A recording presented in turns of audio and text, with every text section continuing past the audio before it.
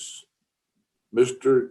Chavez Martinez, how are you known? Do you, I see your phone or your Screen. name is under Justin Martinez. Is that the way you prefer to be referred to? It don't matter whichever way. All right. So then, since our papers show Justin Chavez Martinez, I'll refer to you as Mr. Chavez Martinez. Okay. Yes, sir. All right. Sir, would you please raise your right hand? You solemnly swear that in this proceeding, the information and responses you submit will be the truth, the whole truth, and nothing but the truth. Yes, sir. I All do. right. Thank you. Mr. Chavez Martinez, you were charged with the offense of unlawfully carrying a weapon in a motor vehicle. Now, before we go further, I need to discuss with you some significant constitutional rights and protections.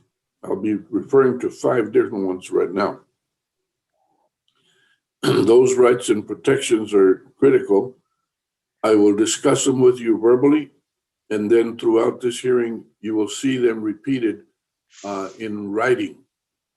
Now, this constitutes a procedure that involves documents, and the importance of the constitutional rights and protections, it will be obvious to you. However, did you and your attorney, Ms. Elizabeth Settle, did you review these documents carefully? Which documents are you referring to? Well, okay. There's a packet of documents.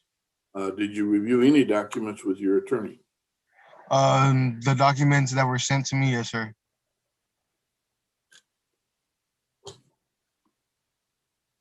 All right, I'll be reviewing them with you. In reviewing these, you will notice that there is what I refer to as identifying information that will start off these documents.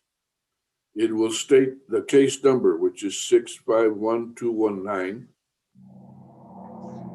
It'll state under the state of Texas versus Justin Joel Chavez Martinez, and it'll say in County Court at Law number 5, Bexar County, Texas. I refer to that information as identifying information. It is placed on all the documents with one slight change and one that doesn't have it at all. Below that identifying information on each document, it'll identify and name the document. In this particular instance, you'll see that it says states consent to video conference. By the way, I want to make real clear that the rights that you have include, first of all, the right to remain silent. Yes, You sir. don't have to make a statement. You don't have to answer questions. You don't have to submit written. You don't have to submit written documents that have your signature, especially documents that admit or confess to wrongdoing. You understand you have that right to remain silent. Yes, sir. You have the right to a jury trial. That is where you and your attorney and the state's attorney would select from a pool, a random pool of people, 6 jurors who would listen to the evidence and decide whether they believe you're guilty or not guilty. You understand you have the right to a jury trial. Yes, sir. You also have the right to confront witnesses. Those are big words. What that means is you and your attorney would have the right to question any witness who would testify if you went to trial and cross-examine them or challenge them. That's called the right to confront witnesses. Do you understand you have that right? Yes, sir. Further, you have what's called the right of appeal. When all is said and done and the proceeding is completed, the right of appeal is a right to demand that a higher court review the record in this case, which is being prepared by Ms. Kaylene Rivera, our court reporter, review that record and the evidence for whatever challenge you wanted to make. You'd have to follow the rules, use the right papers, including the right amount of time in this situation. That's called the right of appeal. Do you understand you have that right? Yes, sir. Furthermore, you and the state, individually, each of you have the right to demand that this proceeding be held in the open public courtroom. Because of the COVID pandemic, we're not doing that. We're doing this proceeding, as you know, by computer. It's called video conference. Yes, sir. But each one of you has that right. You understand that? That you could demand, say, I want this in the open public courtroom. Now, what you're being shown right now is the document is called the state's consent to video conference. That's where they agree that they will, that we will do this proceeding by video conference and not in the open courtroom. This one is signed, you can see right in front of you, by Ms. Caitlin C. Morgan, the Assistant District Attorney. You're aware that they are consenting to the video conference, is that right? Yes, sir. All right. This document you're showing now is called a discovery acknowledgement. Again, identifying information. Then the first sentence right after the title of the document, it says pursuant to Article 39.14 of the Code of Criminal Procedure. That's the law that's involved here. That law, the state of Texas requires the prosecutors, the DAs, to share with you and provide to you all the documents and receipts and information and evidence so that you and your attorney can make an informed and intelligent decision. This one is signed by Ms. Morgan and by your attorney. They say on there, yes, this law has been followed, it's been obeyed. Do you see their signatures? Yes, sir. All right. Now this next document, guess who that is? That's your document. We just talked about your right to a public hearing, but you have reviewed this document and signed it, and it says that you consent to the video conference. Yes, sir. All right. Now this, by the way, this video conference is being streamed on YouTube, so the whole world can see you and the rest of us that are participants on YouTube. Nonetheless, you still have the right to demand this in the public courtroom, and you have given up that right by signing this. You understand that? Yes, sir. All right. Now, the next document is, again, all of these have that identifying information at the top. Then the title of this document is Defendant's Waiver of Constitutional Rights and Court's Admonitions. Did you review this carefully with Ms. Settle?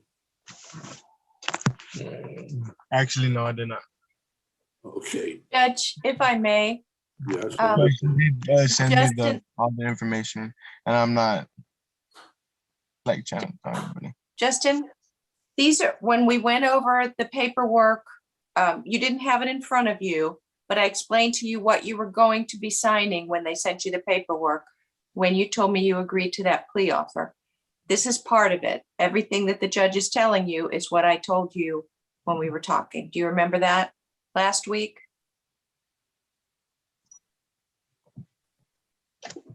Do you remember that? Okay. We're gonna have to recall this in a couple of days or a week. I'm not gonna accept his plea when he says he is not familiar with those documents. Your Maria? Honor, Yes, ma'am. did you want me to put them in a breakout room?